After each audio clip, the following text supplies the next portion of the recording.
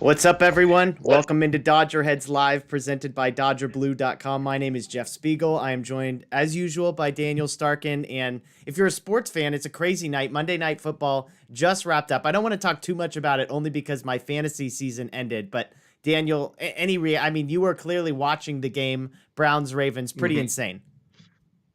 Well, yeah, you say your fantasy season ended. Mine just ended in the worst way possible. I was leading by 70 points going into the game tonight, and my opponent had Lamar, Nick Chubb, the Ravens kicker, and Hollywood Brown. So I was up about 17 points going into that last Ravens drive. Lamar's out of the game. I'm like, all right, like I'm good here. And then out of nowhere, he pulls like a Paul Pierce. He went to the bathroom and came back and comes back in and throws a 30-yard bomb to Hollywood Brown, and I lost by 1 point. So unfortunate, but I'm not.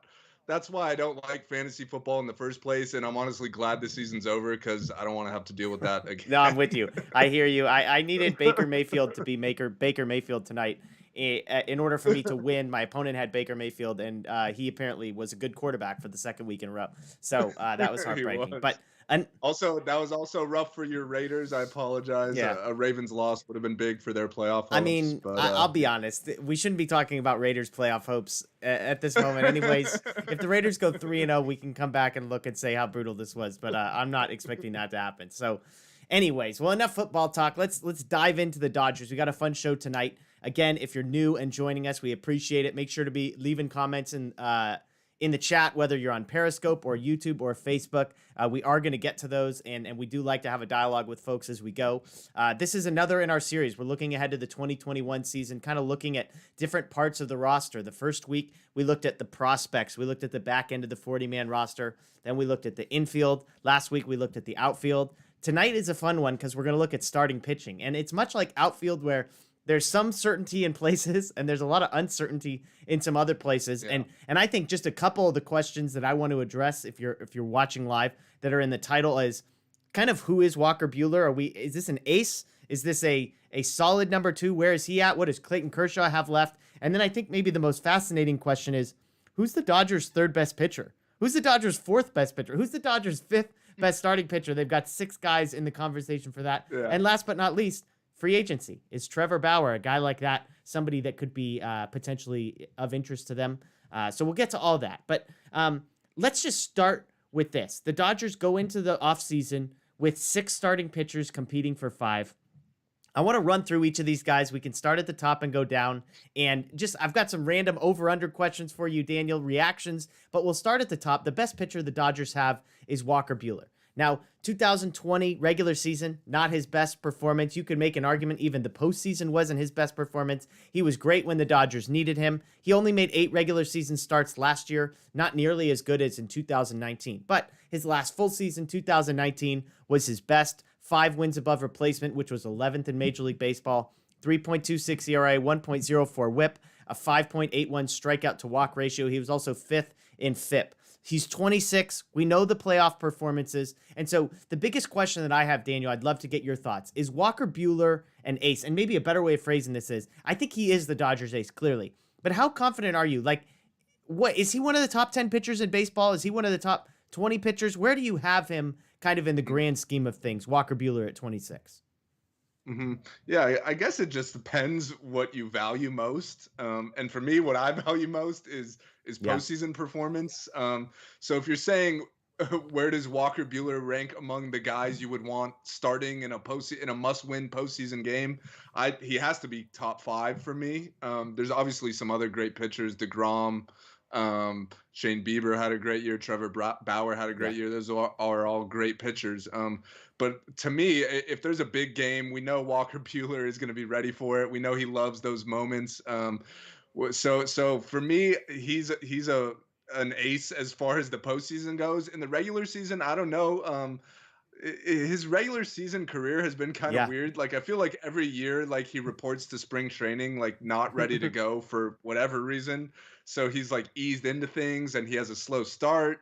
And then he gets, some small injury this year. It was a blister, which caused him to miss almost half the season in this shortened season.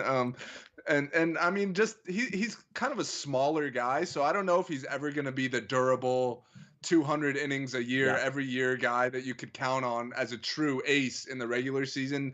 But I think he's no doubt a guy you could count on to be an ace in the postseason, and that's fine with me. Like the Dodgers have so much pitching depth, they could afford to ease him into seasons and give him a start or two off here and there. So that doesn't bother me at all. Yeah, I mean, it is interesting because you look at his 2019 and everybody talks about how amazing it was, and he was great. I mean, 3.26 ERA is not amazing. Yeah. I mean, Kershaw, that's like the worst season of Kershaw's career. Yeah. But he's striking a bunch of guys out, so it's kind of where he makes up for it. But I'm with you. I mean, he has this reputation mostly, I think, because of what he does in the postseason. And it's like we talked about. The Dodgers are built for the postseason. And maybe that is going to need to change at some point. I mean, they're obviously built for the regular season. They're a great regular season team as well. But for the longest time, there hasn't been any competition in division. Now, the Padres are surging, so they're going to need a little bit more from guys in the regular season maybe than they've gotten in the past. But it will be interesting. But I mean, Buehler is a fascinating one because, like you said, he's a top 5 guy if the season is on the line and I need one win in the playoffs. But his regular season stuff never seems to totally match up. I mean, again, we think about 2019, 11th in Major League Baseball and wins above replacement, yada, yada, yada. 3.26 ERA is really good. It's not great. It's not elite. And so, yes, I think he's a number 1 pitcher. In the regular season, is this a guy that's going to win a Cy Young Award at some point in his career? I don't know. I don't know if that's kind of where he goes. I think to your point, he's not going to be the guy that throws 7 innings every time he goes out and then is getting the opportunity to strike out 250 guys in a season as well. So that's an interesting one, I think, is Buehler. And let me throw this out. Like I said, I want to kind of throw out a question which each of these guys. His career high in wins is 14 for 2021. And let's just assume 162 game season. That's assuming a lot, but we have, you know, whatever. Over or under 14 and a half wins for Walker Buehler in 2021. Again, career high is 14. Yeah, I'll take the over on that, and here's why. Well, first of all, the Dodgers they're going to win some games, so they win a lot of games no matter what. But I listened to Buehler on, I forgot what podcast it was. It was one of the baseball podcasts, probably a few weeks ago after the Dodgers won the World Series, and he said that this year, unlike other years, he actually didn't really take a break from throwing. So that means maybe he'll be reporting to spring training ready to go this year. And if he's, ready to take the ball on opening day or the second game of the season, whatever it is, and he's built up by then and ready to go, I think he's going to have a big year. And on something else to think about is that he's got arbitration coming up. He's going to be a free agent eventually. And for a lot of that stuff, for him to get paid, you don't just need the postseason greatness. You need the regular season stats as well. You need to accumulate innings. So I think he knows that. He's a smart guy, obviously. But so I think he's going to come out in 2021 and have a really big year. He's now 25, 26 years old, I think. So he's entering his prime.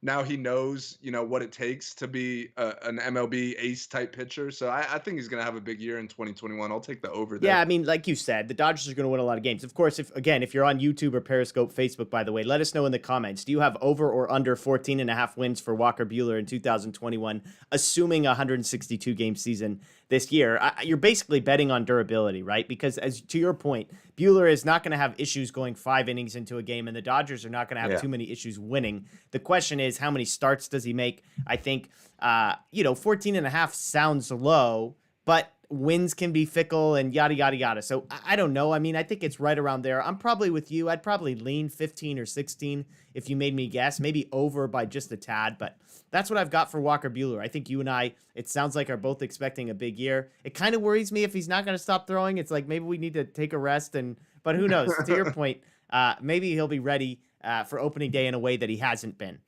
Which brings us to starting pitcher number 2 for the Dodgers. It's the guy who I've got on my shirt. This might be my new favorite shirt. Champion with the Kershaw, Kershaw over the top. Clayton Kershaw, Dodgers number 2 pitcher. He'll be 33 years old on opening day. A fascinating guy again. I mean, he's 33. We know the stuff is, I should say, the velocity is declining. The stuff, not necessarily. But what do we make of him? In 2020, small sample size, but he did have a 2.16 ERA in 10 starts, a whip of 0.84. But that was coming off of 2019 where some of the peripherals weren't great. The FIP was the highest it had been in 2019 and then again in 2020 since his rookie season. Now, let me throw some trends at you, okay? I did some digging on the numbers here. This is Clayton Kershaw from 2015 to 2017, okay? His hard hit percentage, number of balls off of him that were hard hit, 24.4%, 27.3%, 27.2%. Okay, that's 2015, 16, and 17. 2018, 19, and 20, those numbers jumped to 35.4%, 34.1%, and 34%.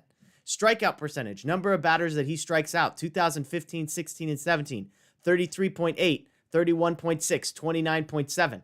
Now, what's his strikeout percentage in 18, 19, 20? 23.8, 26.8, 28.1%. So those numbers are concerning if you're a Dodger fan. He is getting hit harder about 7 to 10% of the time, more hard hit balls, and he's striking out 7 to 10% less batters per game. So what do you make of Clayton Kershaw as a 33-year-old going into 2021?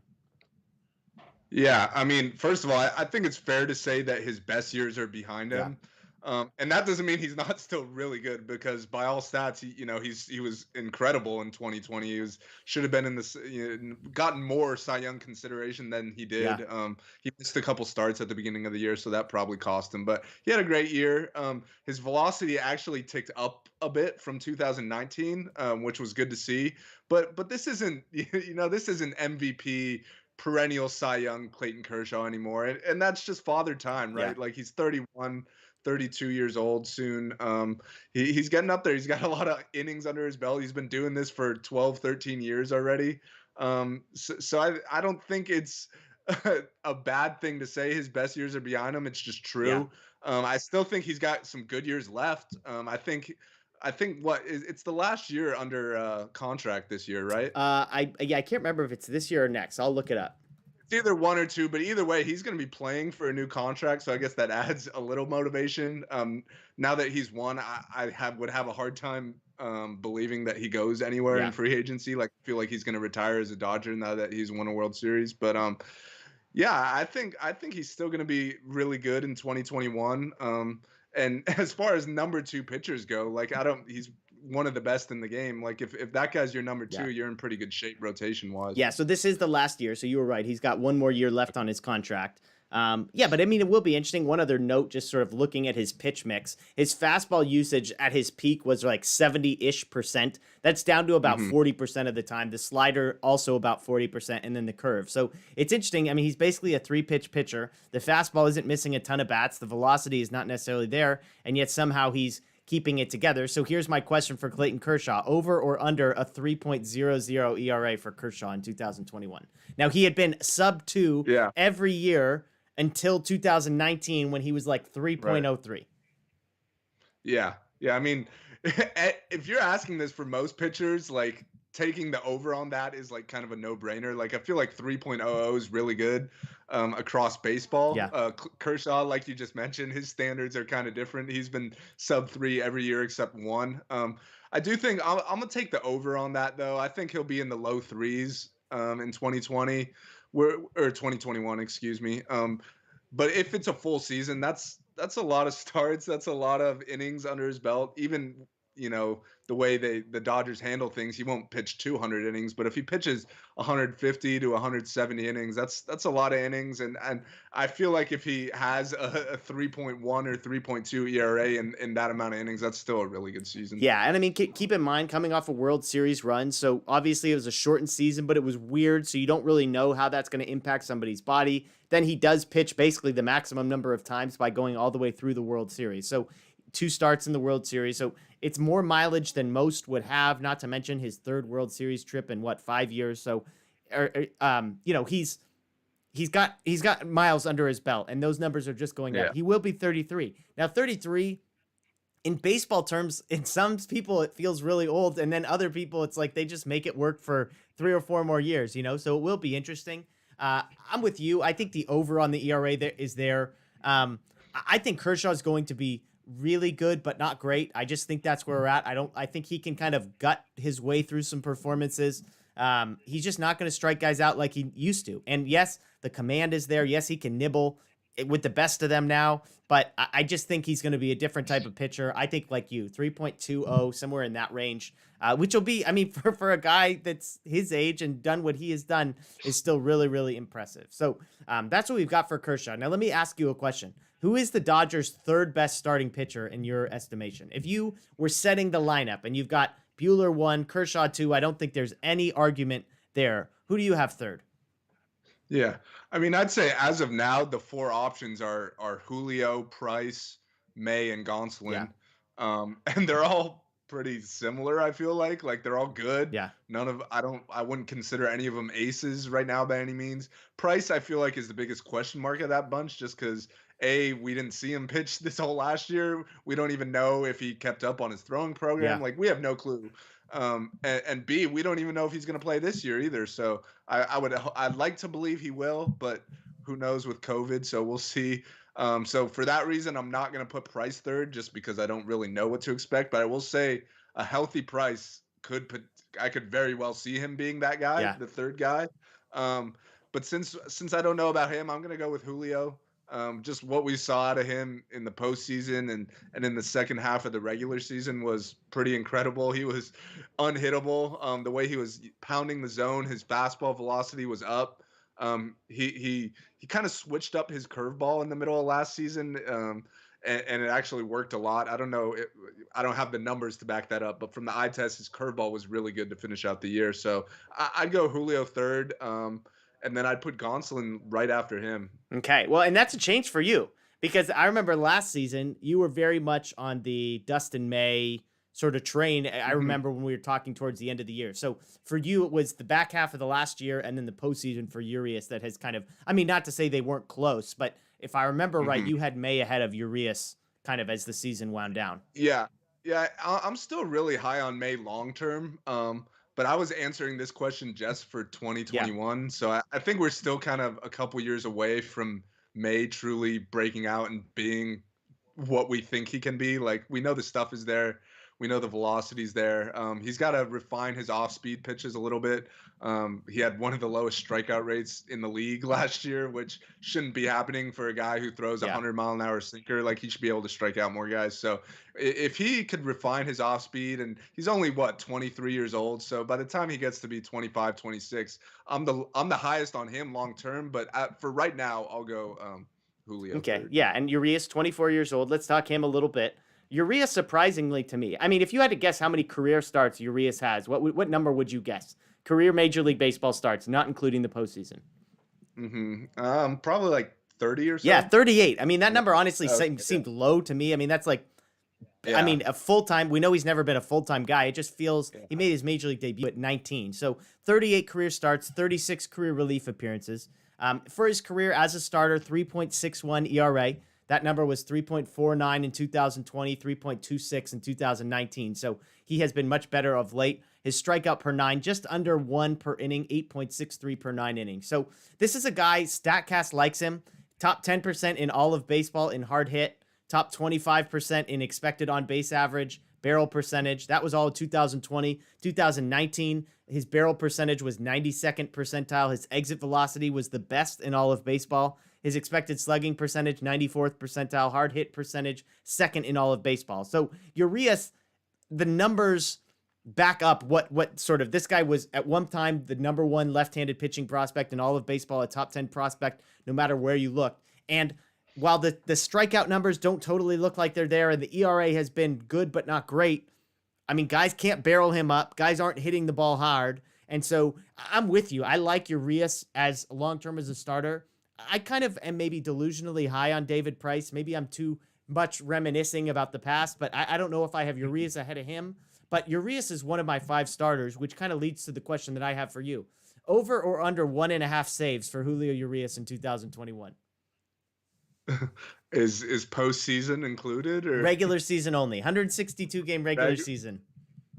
This is such a difficult question to answer, like without seeing what moves the Dodgers make this winter. Like I feel like they could go one of two directions, which I'm sure we'll get into more. But if they pick up a starter, then they could move Julio to the bullpen and he could be the closer. And obviously he's going way over 1.5 Yeah. saves if that's the case. Or if they go the relief route in free agency or trades or whatever, then Julio's a starter, which I don't see him getting any saves if that's the case. So for me at this moment, it's 50-50. I'm going to say under. I think he's going to be a starter. Yeah, no, I'm with you. And I mean, just as a note about him as a reliever, 2.15 ERA in 67 innings pitched.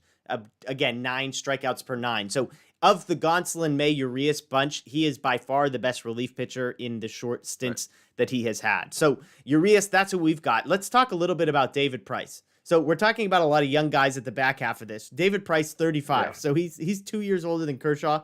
As you pointed out, opted out of the 2020 season. And he's an interesting guy. I mean, many people probably know a bit about his career. From 2010 to 2016, he never had a season below 4 wins above replacement. That's absolutely insane. Yeah, that's crazy. His peak was 6.7 wins above replacement. We just talked. Buehler in 2019 was 11th in all of baseball at 5. Price's peak was 6.7. So he is elite. Now, with Boston, though, the ERA was in the upper 3s for his 4 full seasons there. He did have a 17-win season in 2016, 16 wins in 2018. And Price, I think there's kind of 2 ways you could go. You could go the optimistic route or the pessimistic route. The optimistic route is this. Okay, yes, he had a 4.28 ERA last time we saw him, but he had the worst luck of his career. His batting average on balls in play was 336. It was like 70 points higher than any other year. Fielding independent pitching FIP had him as one of the worst underperformers in baseball. His FIP in 2019 was better than Clayton Kershaw's FIP in 2019. His strikeout rate was a career high, 10.7 per 9. Now, the flip side, pessimism. Is it possible his batting average on balls in play was so high because his hard hit rate was also high? 38% of balls against him were hard hit, which was bottom half of the league, bottom third of the league. So it's kind of an interesting one, David Price. In 2019, his pitch mix is fascinating. Fastball, sinker, changeup, basically completely equal. 30% each of those pitches. A cutter, the last 10 to 15%. So Price is a fascinating one. You know, obviously that ERA was high. Who knows? Let me give you a number. 3.75 ERA for David Price, over or under in 2021. I'm gonna be like you. I'm gonna be optimistic. I'll take the under on that. One other thing about his 2019 season is another reason that those numbers were so bad is because for a lot of that year he was dealing with. He had a cyst in his wrist that was giving him some problems, and he wound up having surgery in the offseason to get rid of it.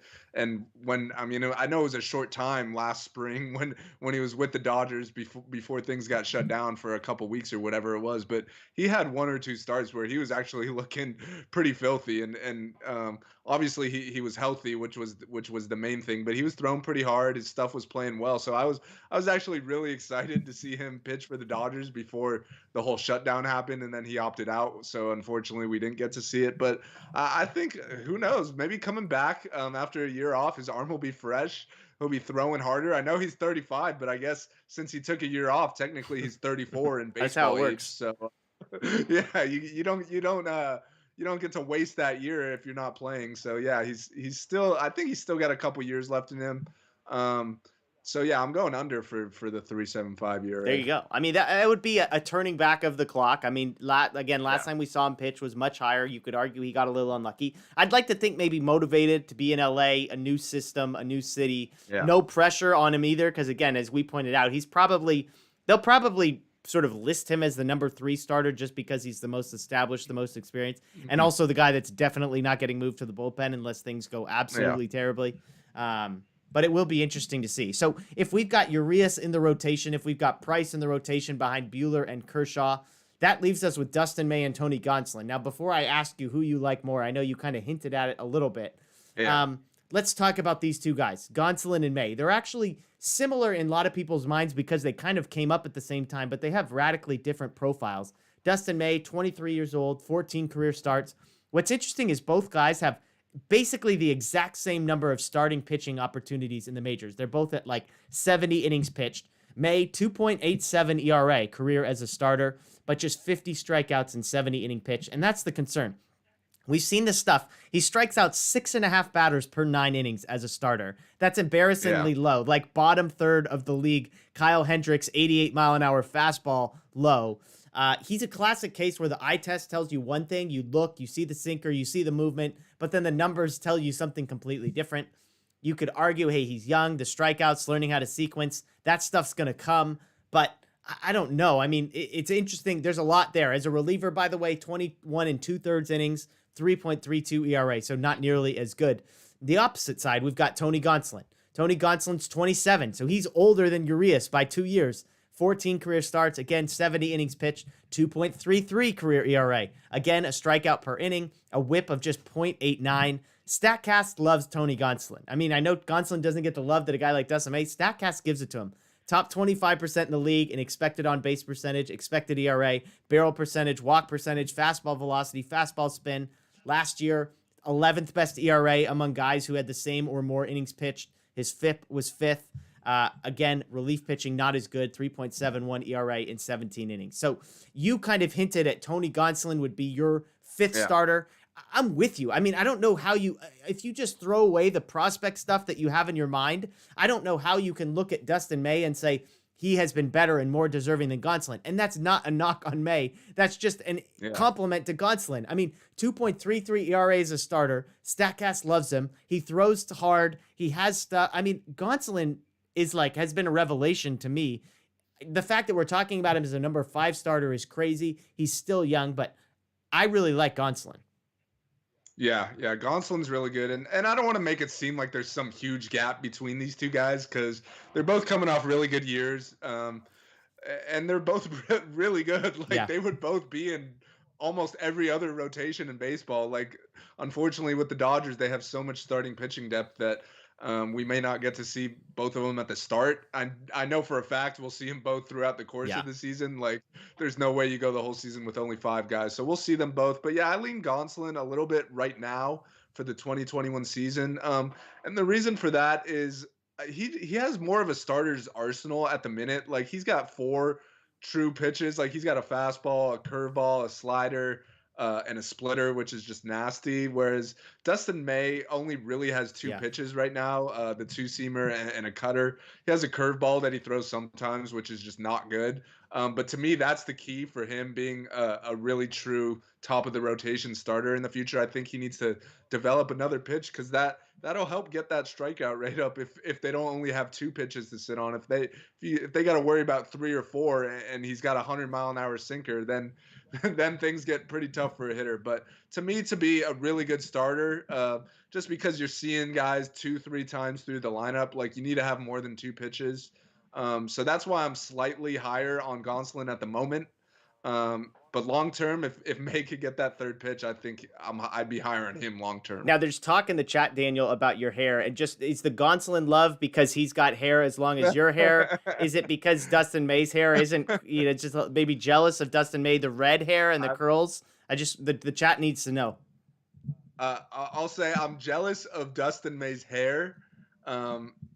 I don't know. Mine will never get to that length. I won't let it, even though mine's You're getting there. Pretty long. You're getting there. Now. I'm getting there. And then as far as Gonzalon goes, I'm jealous of his facial hair. I can't grow a mustache like he can. Okay. So I guess I'd prefer to have a little something from both those guys. There you go. Fair enough. I mean, so my question is then a guy like Gonzalon, I mean, over or under 20 starts for Tony Gonzalon this year? That's close. Probably right around there. So I'll go over. Okay. I think he's gonna win that spot on opening day. And if he could stay healthy, I don't see why he wouldn't stay in the rotation all year. And I mean, just along those lines, because I think Price is established as a starter. So really for most people, this comes down to Urias, May, and Gonzalon for those last 2 spots. Right. Do you look at all at which of those 3 guys you like best as a reliever, or are you making your decision strictly based on which of those 2 guys do I like best as a starter? Mm-hmm. I think when it comes to postseason time, you're absolutely thinking about that because then you're starting to really have defined roles and how could this guy help us the most.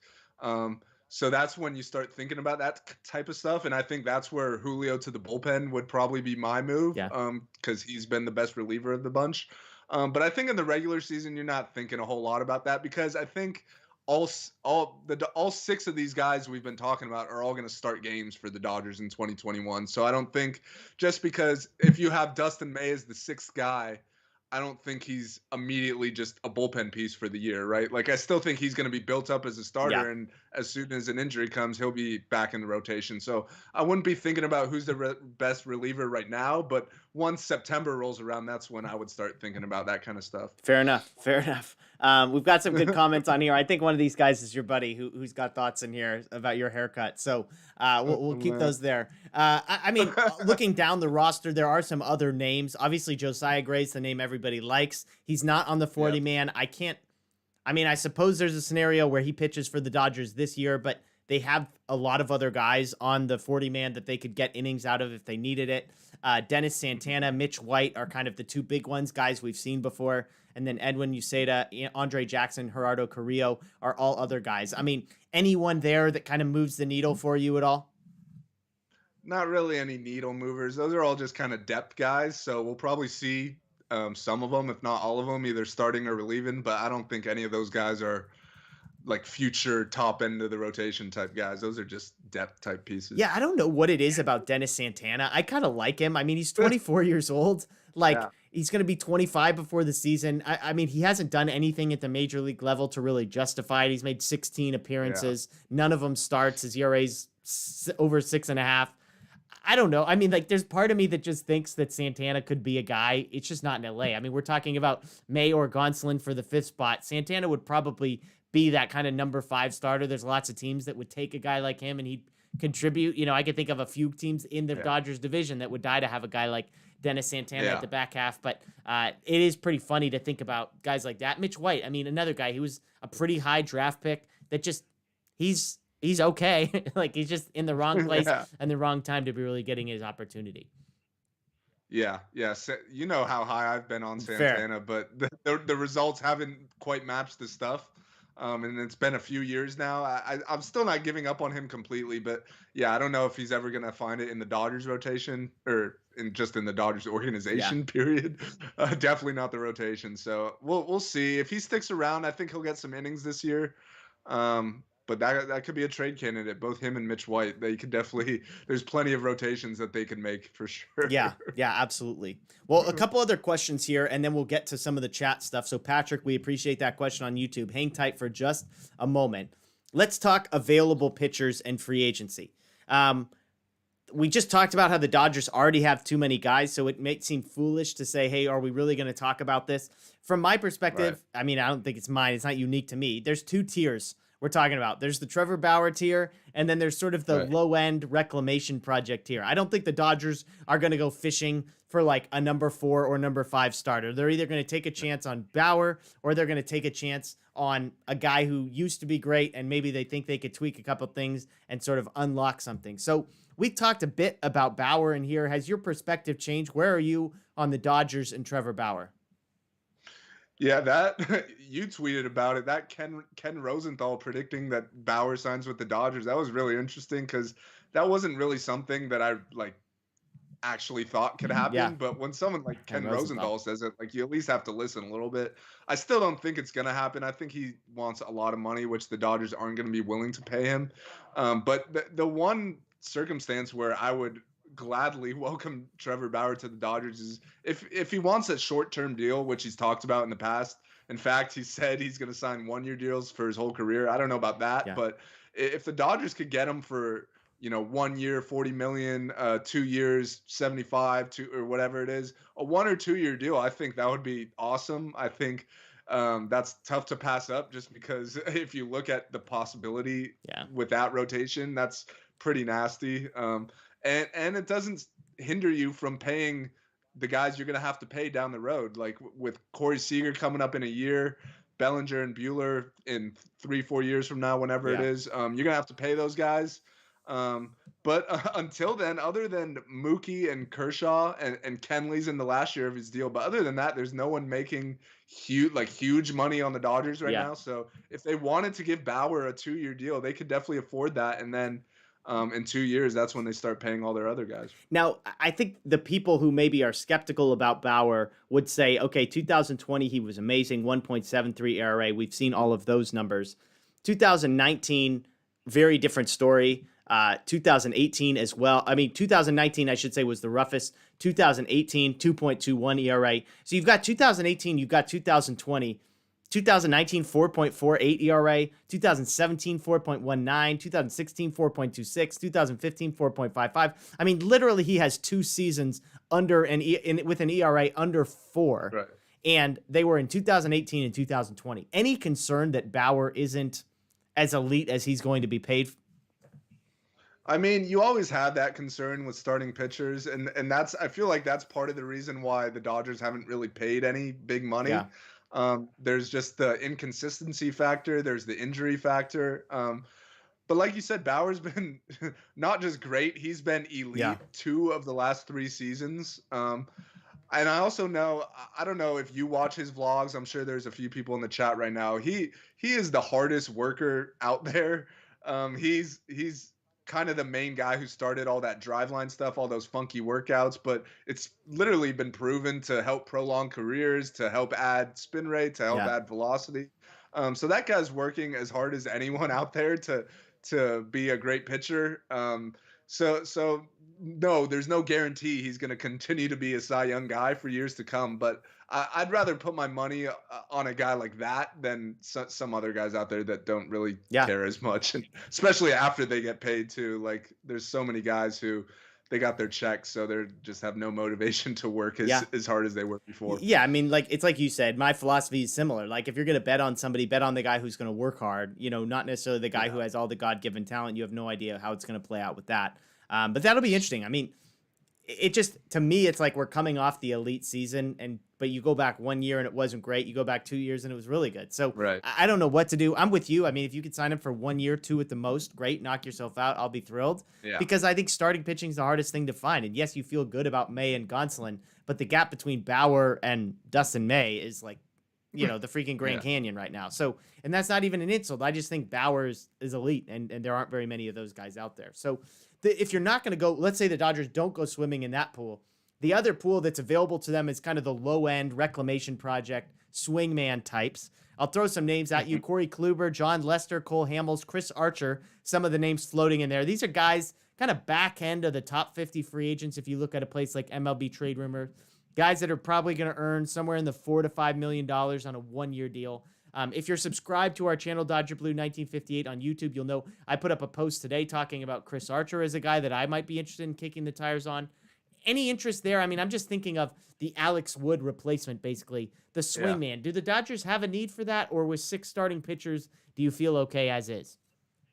I definitely think there's a need, especially if you could get a guy cheap, like, might as well. And I watched the Archer video. I agree. I like Chris Archer. Obviously, the results haven't been great the last couple of years, basically since he got traded from Tampa to Pittsburgh. But, coming to a new organization like the Dodgers kind of rejuvenates some guys, and I think Chris Archer could use something like that. Plus, he's got history with Friedman from Tampa. I feel like the Dodgers were linked to him like a million times when he was in trade rumors back then. So you knew they had at least some interest back then. But with Chris Archer, he's got great stuff. He's always had great stuff. So I feel like it's very Dodgers to pick up a guy with great stuff and hope you could figure out the rest, because you can't teach stuff, but you can teach, location and sequencing and mechanics, stuff like that. So I wouldn't mind at all if they take a gamble on a guy like Chris Archer for cheap, just because it's a 1-year risk. Not much bad could come of it. Yeah. If they're just looking for a true swingman, the guy I've been talking about on this show is Rich Hill. I still think we could get him for cheap, and we know he could either start or relieve. He's not always going to be healthy, but I mean, if he gives you a half a season's worth of innings, that's not bad for a swingman for a 1-year deal. So I definitely think they should look to bring in some sort of swingman, because we've seen with Ross Stripling, like in the regular season, you just know how valuable that could be. Like, just knowing if one of your starters goes down, you got someone quality who could come in and replace them. Yeah, and I mean, I mentioned with Archer, I mean, I've been fascinated by a guy like that. Like, could you just put him in the bullpen and ask him, say, hey, we don't need you to give us 5 or 6 innings. Just like rear back and throw for an inning, and He's got the pitch mix. Yeah. He could throw the velocity. And so it's definitely interesting. I mean, that's the thing. I wouldn't kick the tires on Kluber or Hamels or Lester because it's like you want the velocity. You want the guy that can still touch 95 plus, and Archer's that guy. So it'll be interesting there. But, I mean, I'm with you. I like Rich Hill. I'll be fascinated if Rich Hill gets a major league contract. I mean, starting pitching is so rough. There just aren't enough teams that can offer what the Dodgers in the sense of like, hey, we only need you for like 12 to 15 starts a year. You know, most teams are like, if we're going to spend money on a starting pitcher, we need to at least hope for 30 starts. You can't even hope with that with Rich Hill. So let me ask you one last question, big picture, Dodgers starting pitching, before we get to some of these comments. There's some good questions in the chat, so keep those coming. Basically, big picture, how confident are you in this group of Dodgers starting pitching? I mean, you could compare this to previous years. You could just go scale to 1 to 10, however you want to frame it. But Walker Buehler, Clayton Kershaw, David Price, Julio Urias, Tony Gonzalon, Dustin May. How confident are you in that group of 6 starting pitching? I'm pretty confident. I don't want to say a 10. I'm not there. Yeah. But I'm probably at like an 8 or a 9 because if you start to look around at the rotations around baseball, like that's a top 5 rotation right there, no matter how you slice it. Maybe even better, top 3. So I like the Dodgers rotation, especially we know what the top end guys are going to give you. So the question marks are in the back end, which if you're going to have question marks, I guess that's the place to have it. And the question marks are guys we know that have talent. They're just young and inconsistent. Yeah. So I'd rather bet on those guys than an older past his prime Corey Kluber, Cole Hamels or whatever. Yeah. So I like the Dodgers rotation. I think they need to add, like I just said, one more depth swing piece type guy. But I mean, I don't know what else you could ask for, like outside of having 4 aces. Like that's not realistic. So yeah, I'll take the Dodgers rotation for sure. I mean, it is interesting because I think everybody feels really good about Walker Buehler, and there's reason for that. But it is fascinating to think that after him, you have a bunch of question marks. And it might seem unfair to say Clayton Kershaw is a question mark, but he's just getting to a point where how good is he? I mean, is he a number 2 starter? Is he a number 3? If his ERA floats closer to 3.5, that's a question mark for me. What do you get out of David Price? Is he a sub 4 ERA guy, or is he a 5 point something ERA guy? I mean, I could wake up a year from now and you could tell me either one of those. I wouldn't be surprised. And then does Dustin May learn how to strike some guys out? Is Tony Gonzalon like the real deal, or was that a flash in the pan? And Urias, like, do the numbers ever kind of line up with the StatCast stuff, or does his ERA still hang in that 3.6 range when the underlying stuff seems to suggest better? So I just think there's so much variation that it's hard. I think it's good. I mean, it's like if I had to bet one way or the other, I would bet on you getting sort of 4 good performances out of those 5 situations that I just mentioned outside of Buehler. Yeah. But I think there's a lot of ways that this could go. I think the Kershaw piece, I think, like I don't think we're too far away from him not being a number 2, but potentially being a number 3. I hope we're not there. I don't think we're there yet, but at some point we're going to be, because the guy has put so many innings on that left arm of his with all the deep playoff runs the Dodgers have made. Price is a wild card, and again, the young guys. So I think it's an interesting thing. I don't know. I mean, 8 seems high to me. I felt better in past years. 2019, you had Buehler and you had Kershaw kind of at their peak. You had Ryu, you had Maeda. I mean, like there were better rotations. I think the Dodgers will get there. I mean, I think Buehler, May, Gonzalon, Urias, like you love that. Like 2 years from now, pencil me into being pumped up about that. This year could go a lot of different ways. So I don't know. I'd love to hear from people in the chat. I mean, scale of 1 to 10, how confident are you in this group of Dodger pitchers?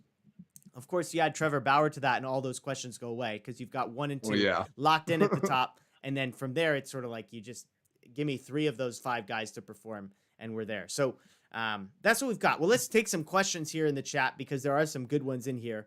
One of them was my favorite. Let's see if I could find it. Roger Batten asks, and this is kind of a story that you and I haven't gotten a chance to talk about, but the Dodgers add some minor league, non-roster invitee type guys, notably Brandon Morrow, Jimmy Nelson, or Brock Stewart. So he asks, which of those 3 has the best chance to make the team in 2021? Again, not offered major league contracts, but they will be with the Dodgers. Kind of, I can't remember how it was phrased. Were they minor league contracts or non-roster invitees, something like that? Yeah, it's both. It's minor league contract with an invite to spring training. But as far as that question goes, you could just take Brock Stewart out of that. Hey, So I come on. guess There's your swing guy right there. yeah, swing guy at AAA. But so I guess it's down to Brandon Morrow and Jimmy Nelson, and I'm just gonna pick Morrow just because I've seen it happen Yeah. before. Like in 2017, he signed a similar type deal with the Dodgers, and ended up being their best reliever in October, which they probably took it too far. He pitched every single World Series Yeah. game and then has been injured ever since, pretty much. But Shout out to Blake look. Trinan, though. Good luck with the rest of your career. Yeah, right. No, but look, if Brandon Morrow obviously came back to the Dodgers because of he's because that Yeah. happened, like he knows in this organization they could help him be successful if he's still hurt. I don't even know if he's healthy right now, but if he's hurt, they could help rehab him and get him back to being healthy. If he's healthy, they could help get him back to his 2017 form.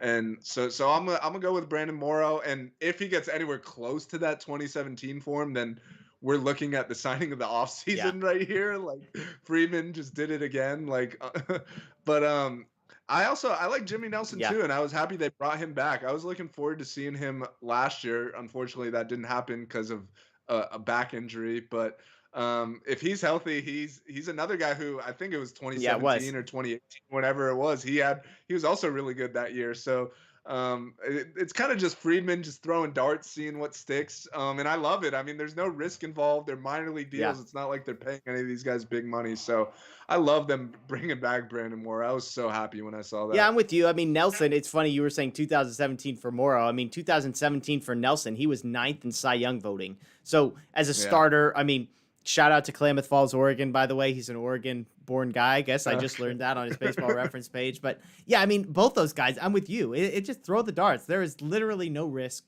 To your point, I mean, Brandon Morrow, we haven't seen him be terrible. I mean, he struggled with injuries. He was good, but not great with Chicago. Struggled with injuries. So, yeah, I mean, I think Morrow is the obvious favorite there because we've seen it. I think Nelson, though, to your point, is a sneaky guy. Now, the Dodgers have some depth in the bullpen. I mean, again, you've got guys like Scott Alexander and Dylan Floro who are kind of up and down this past year. Obviously, Trinan is gone. Knable is in. A lot of people think the Dodgers might keep adding there. So those are great moves. I mean, there were a couple other guys. There was another pitcher, Pazos. I don't know how you pronounce his name. That I had a buddy immediately text me who was basically like, hey, that guy's like not bad. So, you know, the Dodgers, like you said, Andrew Friedman, this is kind of where he goes. So let's get some other questions here. Real quick on Nelson. He, like you said, he was a starter. So maybe if he's healthy, he might end up being that swing guy who we see starts out in the bullpen, but then could maybe, you know, enter the rotation if there's some injuries. So yeah, he could be a little versatile. He could end up being the Ross Stripling in 2021 if he's healthy. Yeah. Okay, Daniel, this next question's for you. Again, I think this is your friend. Kevin wants to know if he can give you a fresh haircut.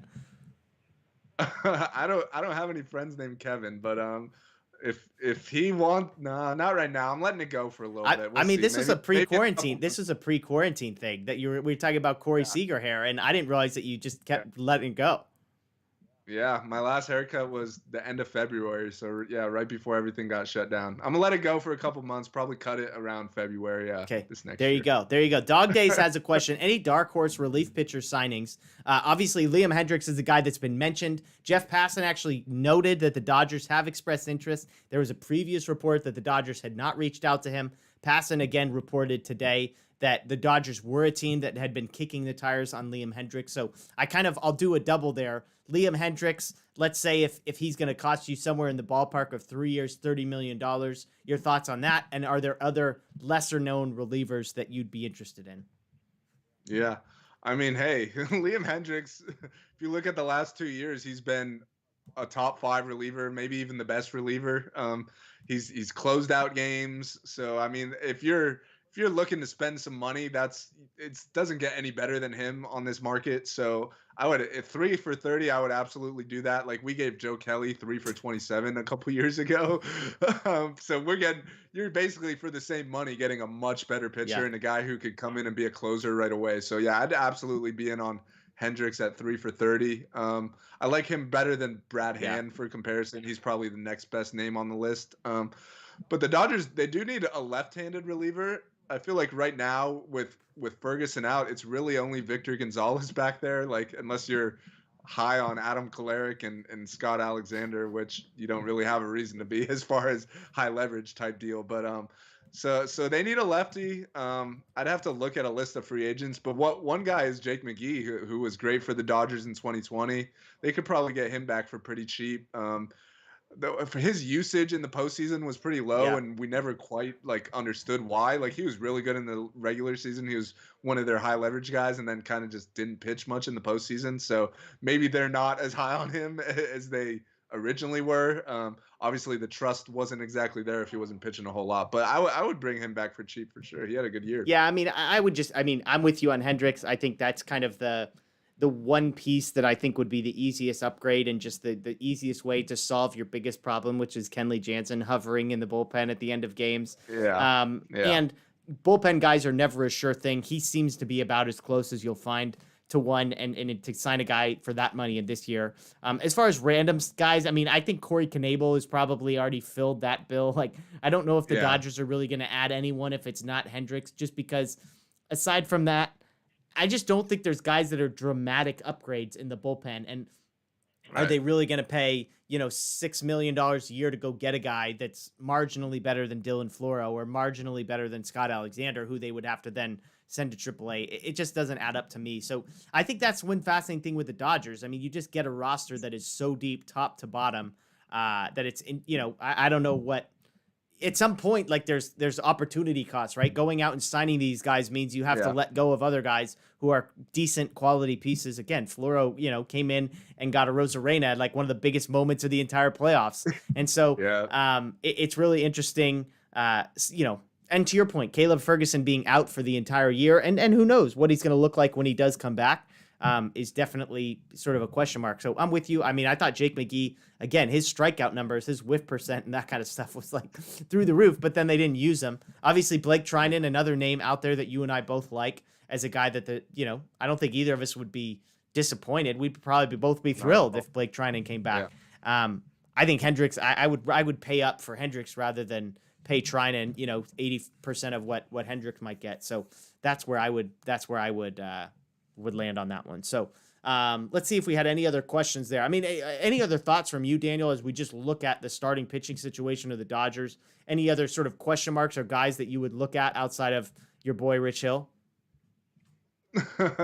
I mean, there's some guys you could bring in if you want like a back of the rotation type guy, like there's like a Jake Odorizzi's out there, a Rick Porcello. Like, those are veteran guys who could eat innings. They're probably not going to be all-star level, but they could eat innings and be solid for you.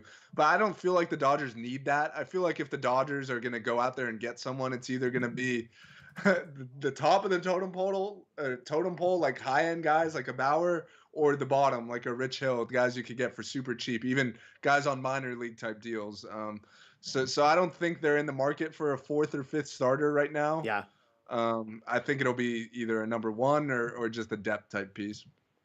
Yeah, fair enough. I think I'm with you. I mean, I just think they have so much depth, and we're talking about a guy like Dustin May or Tony Gonzalon or Julio Urias not having enough opportunities to go and bring somebody else in. And how many guys want to come into a situation knowing they're the seventh best starting pitcher at best? It's definitely. I mean, obviously, the wild card here is David Price has indicated he's going to play in 2020. There is the possibility that he were to opt out again. We don't even know what 2021 is going to look like. Could there be, very few off days again where maybe a 6-man rotation is more in use, so that they can get someone like Kershaw, someone like Price, someone like Buehler, just rest going into the playoffs. Lots of stuff to keep an eye on there. So lots of questions, but that's what we got. I mean, Dodgers starting pitching. There's no reason not to feel good about that. So next week, a week from tonight, is when we're going to be talking Dodger bullpen. Okay, so Dodger bullpen. I'm sure none of you have thoughts or opinions on the Dodger bullpen. Nobody has thoughts or opinions on Kenley Jansen, where Julio Urias belongs,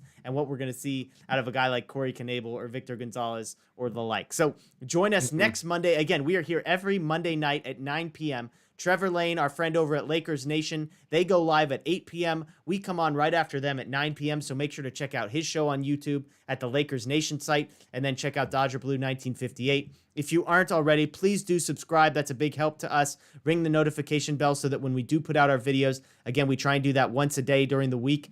You can get those updates. If the Dodgers make a move, if the Dodgers sign someone, trade for someone, we try and react to that as quickly as possible. So it's definitely the place you want to be. DodgerBlue.com, DodgerBlue1958, everywhere on social. So we appreciate you joining us. Thanks as always. Enjoy the rest of your night, and we'll hope to see you next week. That's Daniel Starkin. You can check him at Twitter at @DStarkin. I'm Jeff Spiegel at Jeff Spiegel on Twitter. And just remember, I forgot to do this last week, but still champs!